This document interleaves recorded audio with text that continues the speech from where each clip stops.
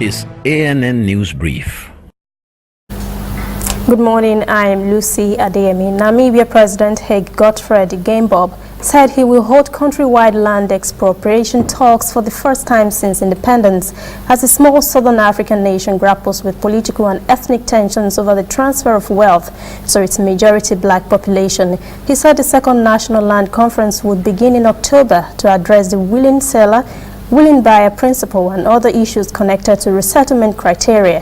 Namibia wants to transfer 43% or 15 million hectares of its arable agricultural land to previously disadvantaged blacks by 2020. According to the Namibia Agriculture Union, 27% was redistributed by the end of 2015. Critics say the current land resettlement program has failed to adequately address the land question in Namibia, whose ownership is currently skewed in favor of a tiny white minority.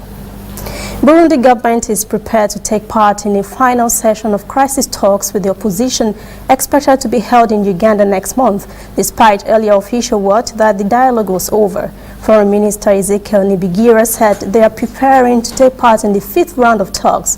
Burundi thinks will be the final chance for a negotiated resettlement. His comments came days after the UN Security Council criticized the slow progress in talks between Burundi's government and the opposition despite President Pierre Nkurunziza's decision not to seek re-election in 2020.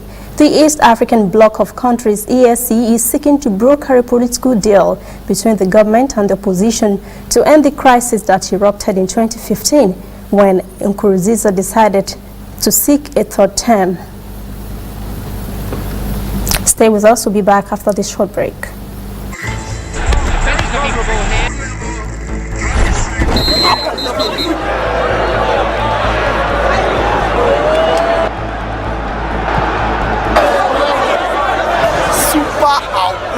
MTN gives 2,000% bonus for reactivating your MTN SIM.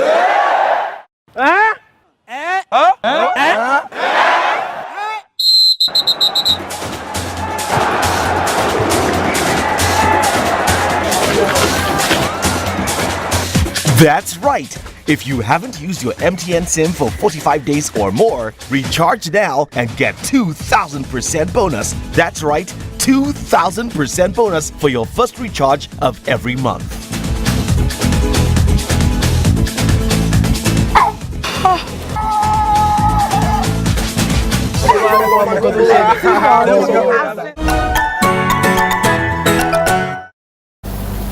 Ghana President Nana Akufo-Addo said on Friday United Nations former chief and Nobel laureate Kofi Annan will be given a full state burial in his home country on September the 13th. He said this befitting his status as a global icon, diplomat and statesman. Annan died in a Swiss hospital 2 weeks ago at the age of 80.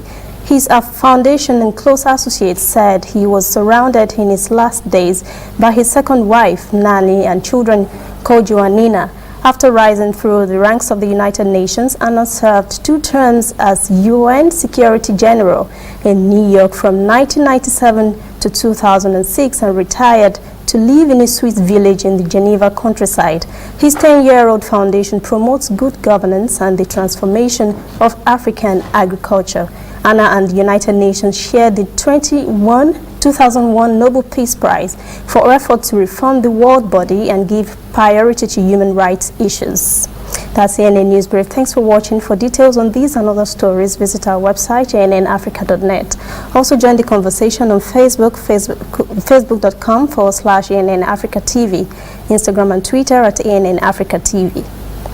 I am Lucy Adeyemi.